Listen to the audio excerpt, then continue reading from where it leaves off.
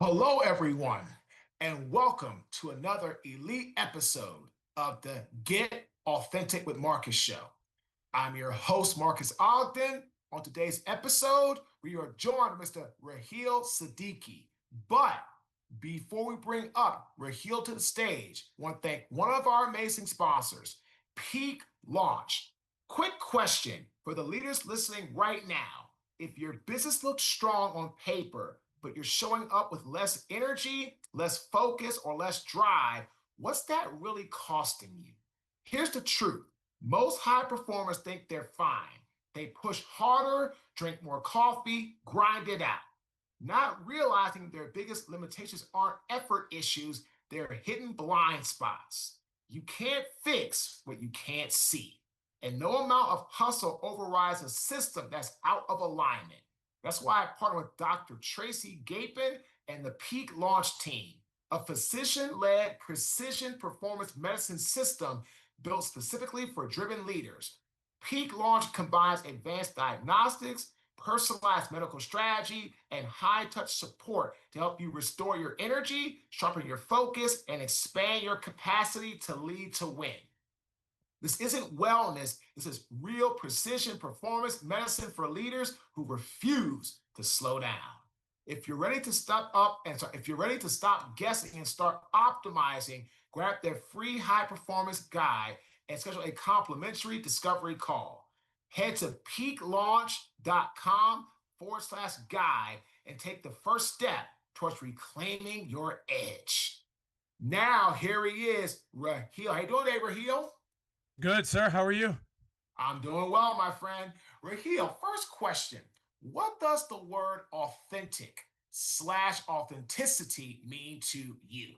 Oh, yeah, sure. That's a great question. I think I'm somebody who really embodies that word, just being yourself all the way through. I think I've learned over time in my life that honesty till this day is truly the best policy. And the only way that you can be very authentic and have authenticity is just being real, being honest, being authentic, being you.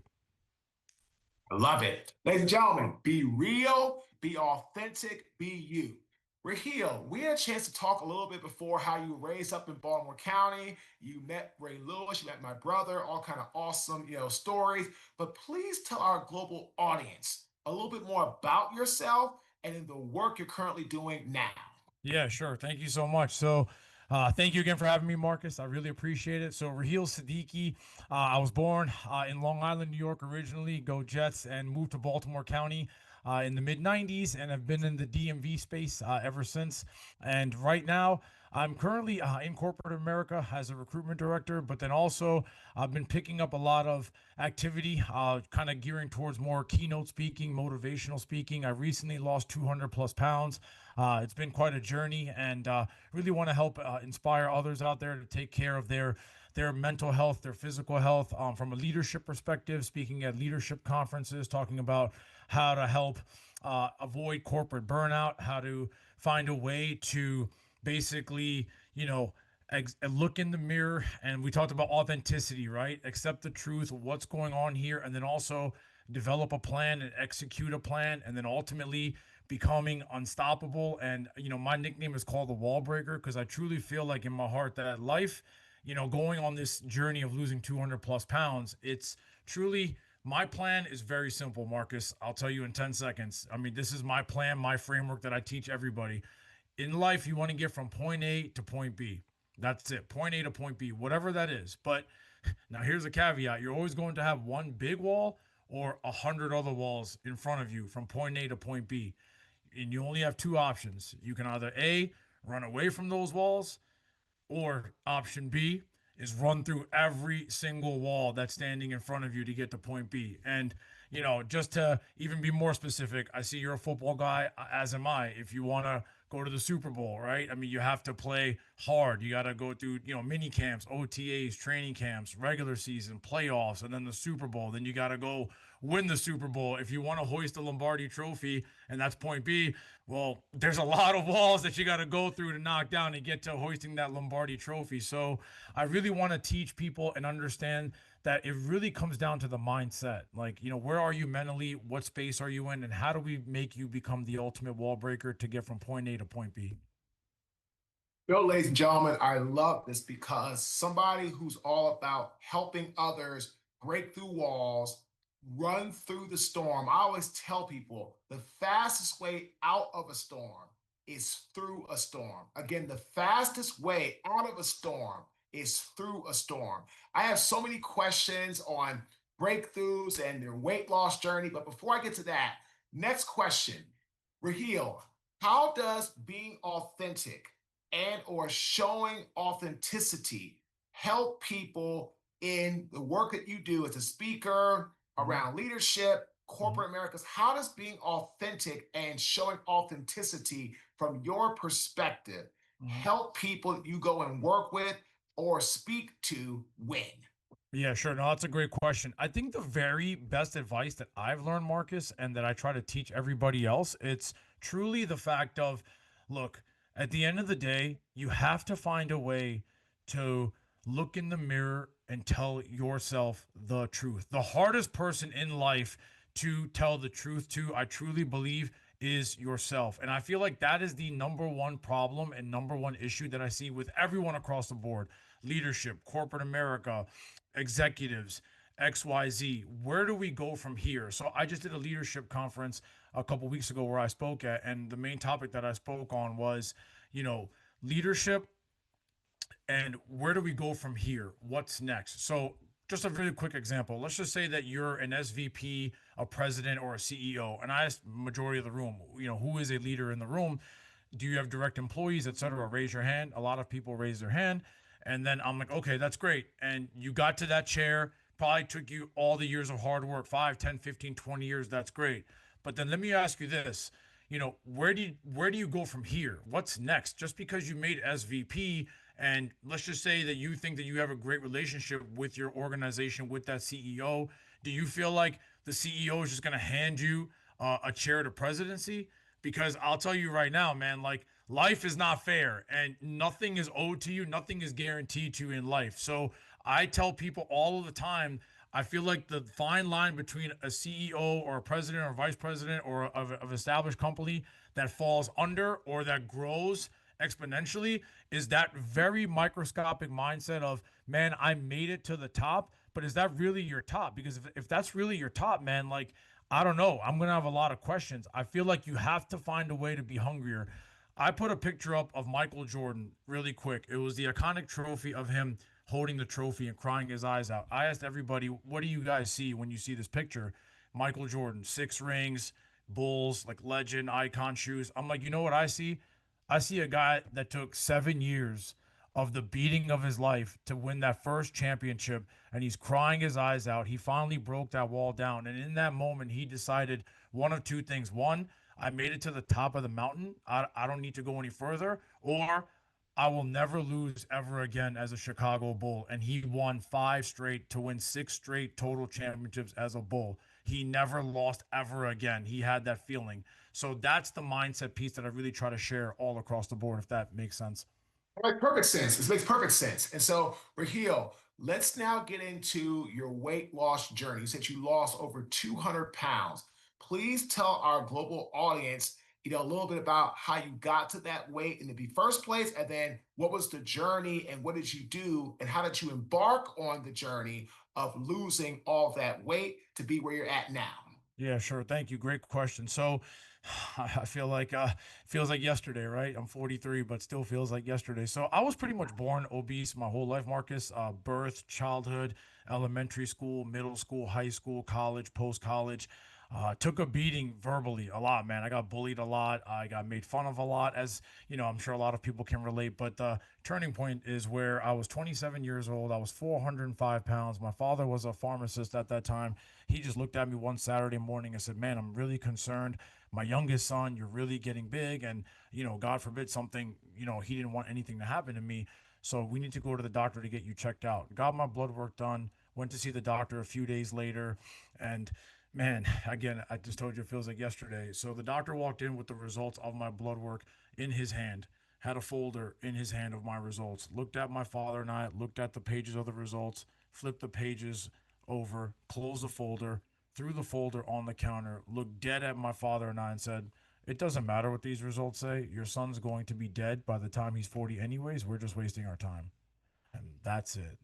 So in my mind, I'm thinking, okay, well, that's definitely not a 5-star Google review for you.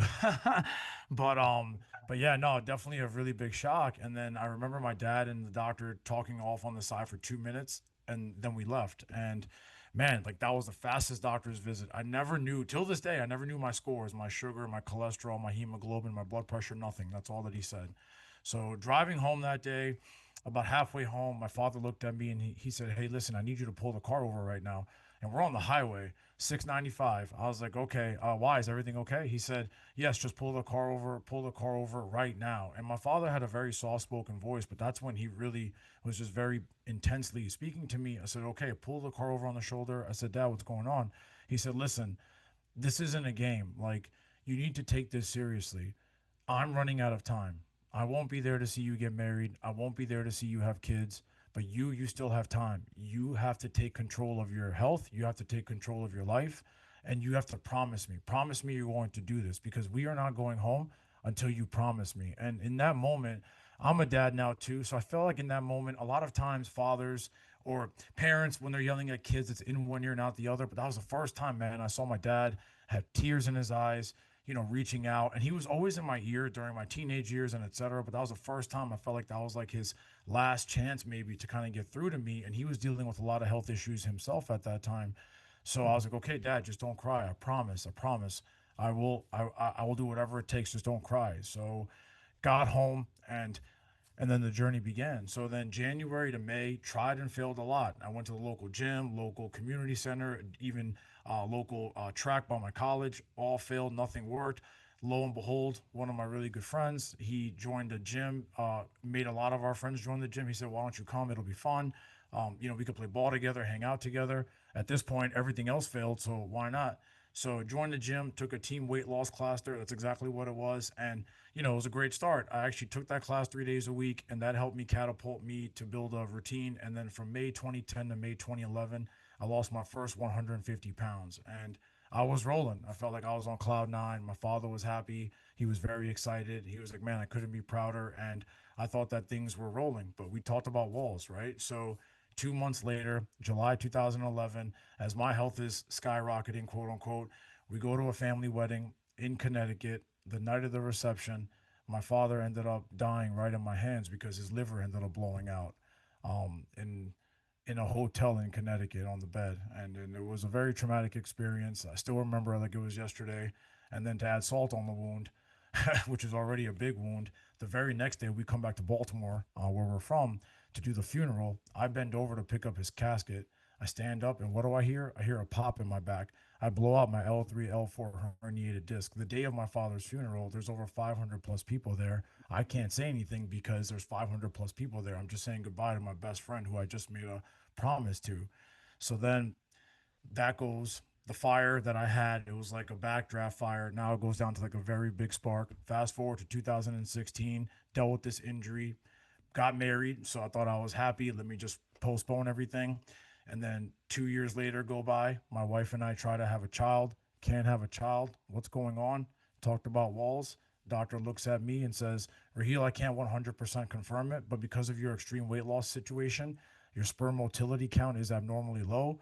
You guys aren't going to have a child naturally at this time. The only option is through IVF, in vitro fertilization, and that's the best route, probably the only route you can go." So in my mind, I'm thinking, wow, now I'm the wall that my wife has to go through to have our child. And I gained more than half of the weight back at this time. So my wife is just, injections, and people who don't know about in vitro fertilization, for the female audience and male audience, it's a beast financially, emotionally, physically. So my wife, I remember a few months of shots, medications. I remember her taking fingers in the air, pointing at her stomach, saying, "I'm going to have this baby no matter what." So I said, "Okay." And I was like, because I was trying to tell her not to quit, but I was like, "How much can you do?" She was like, "I'm not quitting. I'm going to find a way to break this wall." So lo and behold, we stuck with it, had our first son November 2019. So she ended up doing that, broke that wall down. 2 months after that, paternity leave is over. January 2020, I bend over to tie my shoe. I stand up, I blow out my second herniated disc. And I remember coming home that day, Marcus, I remember crying my eyes out, and my wife was like, look, you know, I want to tell you something. I know that your dad is gone, but you made a promise to him. Your promise should have never left you. I think you kind of forgot sight of that. And you're a father now, and I can't have a father who loves training, who loves the energy, the fire that you have, the intensity that you bring, the authenticity that you bring, without training the way you can, the way that you train, the way you act, the way you love life, sports, activity. Let's go get this fixed. Like, because you made a promise to your dad. Don't ever forget that. Got a great surgeon. Back surgery was a success. 6 weeks go by. Doctor looks at me, back surgeon, says, Raheel, you're 100% pain free. 3 words, let it out. And I don't know what I can tell you, man. That spark that I had. I mean, once he said that, Marcus, it's like he put gasoline on it, and that fire, it just came out of nowhere. And then from January 2020, I was able to rip off that weight that I gained, more than half of it, and then I lost plus some. Now I am down 200 plus pounds. I did get married. I did have a son. Every single wall they put in front of me, I was able to run right through it. And I promise you right now, to all of you out there, walls, that's what they're there for. I mean, at the end of the day, whatever dream, whatever greatness, whatever accomplishment you're trying to achieve, you're never going to see it if you run away from those walls. You got to run through every single wall. And I promise you, you do that, anything is possible. So here we are. Man, this is fantastic. I wrote something down. So, I call this a bison mindset because I am a Howard University bison graduate. And the bison is the only animal, Raheel, that charges directly into the eye of the storm. It's the only one. And so I live by this mindset, this mentality. This is who I am.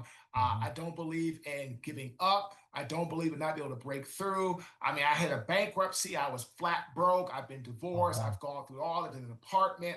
I've struggled. I've gone through all these things. And now here I am standing and doing very well, very fortunate, very blessed. And people love our show. We're growing. We're doing a lot of all kind of amazing stuff. But it takes that mentality because life's not going to give you what you want when Mhm. you want it. So, Raheel, here's my next question, right?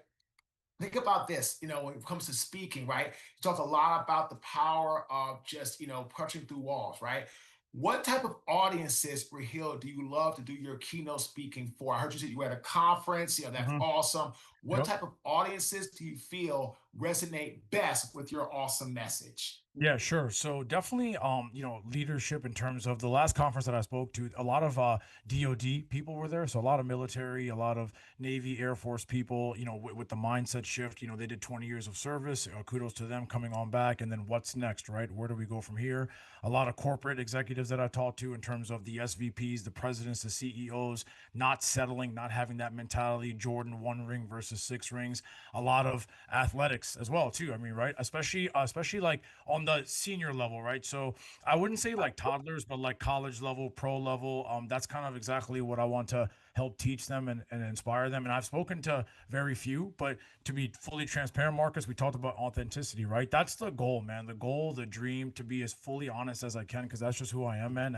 I want to do this for the rest of my life. I feel like losing my father the way that I did and everything that I've endured in my life, I know in my heart that my dream, my gift, my drive, my fire, my passion, my love is to give back to these specific audiences. And then also I have specific topics and discussion points that I love to share, because I feel like my story isn't just about my story on a personal level. I know professionally what it's gone through. I've been in 20 plus years in the recruitment game, so I know what corporate burnout feels like, and how, I ask people this all the time. If I can tell you this really quickly, when I ask somebody what's the most important part of your life, I'll ask you really quickly, what would you say is the most important part of your life? What would your answer be? Most important part of my life now, Yes, yes. being a dad. Okay, so family, right? Yep, family. Yep, exactly. Okay, great. And I want you to stick with that for 1 second. So everybody said family, and I agree, but this is the answer that I gave when it came to me. I said, you know what? The most important part of my life is my training, and then my family right next to it. They're neck and neck. And here's why: because I feel like, I go to the gym every day. I train 2 hours a day, every single day. I still have that fire that burns inside of me because of my father, because of everything that, just my promise and everything I've endured. But I tell people all the time, I can't say that my wife and my son are the most important part of my life if I myself don't make the most important person to myself for them. I have to build myself to be the best version for them. So every day I go attack my workout and I leave the gym. Now I know I'm the best physical shape, mental shape, physically, mentally, to be the best husband, to be the best father. And now I can say that my family is like the most important part of my life, because I feel like a lot of times men and women, we miss that boat. All we do is give. We give. I could tell by your voice you're a giver. I feel like you give so much to so many people. I'm sure with your family too as well, and which is amazing. And I do too. But I also want people to have sight. It's, your family. We are no good to our families if we're not in the best condition mentally and physically for them. So in my personal opinion, in my heart, I feel like, training slash health and family, Shaq and Kobe. I mean, you're not winning three without either one of those, right? You need both of them to win three rings. So in my opinion, that's kind of like the mindset shift that I teach all of those verticals we talked about: corporate leadership, DoD, colleges, teams, sports teams, etc. That's awesome, man.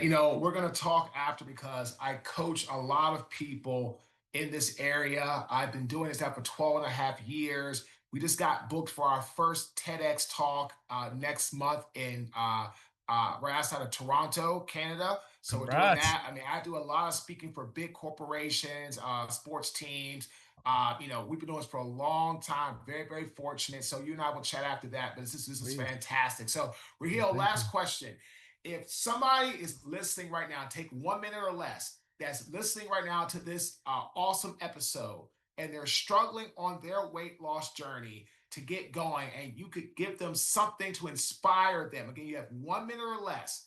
Mhm. What would you say to them to help them get back on the tracks to lose the weight that they know they need to and deserve to lose, to live the life they deserve as well? Yeah, for sure. No, great question. I would say honestly, look, at the end of the day, don't worry about anyone else. Don't worry about anything else. The best piece of advice that I got: your body, it's like building a house. If I were to give a construction worker a blueprint to build a house on a Sunday night and I called him Monday morning and I'm like, is my house ready? What is the answer going to be? No, right? So you need time, brick by brick by brick. Don't worry about comparing yourself to anyone else. Don't worry about pressure. Don't worry about social media. Just tell yourself you deserve to be the best version of yourself, and just be kind, because I'll tell you right now, nothing a kind heart will always weigh more than the number on the scale. A kind heart will always weigh more than a number on a scale. But if you want to be in better shape and better health, you deserve it. You can do it. Find a plan, execute a plan, and just don't quit. Chase the work, and the results will come. Don't worry about the scale. Don't worry about if it's going down or not. Just find a way to keep showing up every single day. I promise you the results will come. I promise you. I love it. Raheel, if people wanted to connect with you, how do they go about doing so? Yeah, sure. Instagram at Raheel the Speaker. Please follow me, and my email, Raheel at wallbreaker200.com. And then my brand new launch website. It's about to come out any minute now, raheelthespeaker.com. So really excited to hear from all of you. And thank you again, Marcus. Really great meeting you, connecting with you, and we'll chat again here soon. Oh, for sure, man. Ladies and gentlemen, great interview. And thanks to Peak Launch for sponsoring this great episode.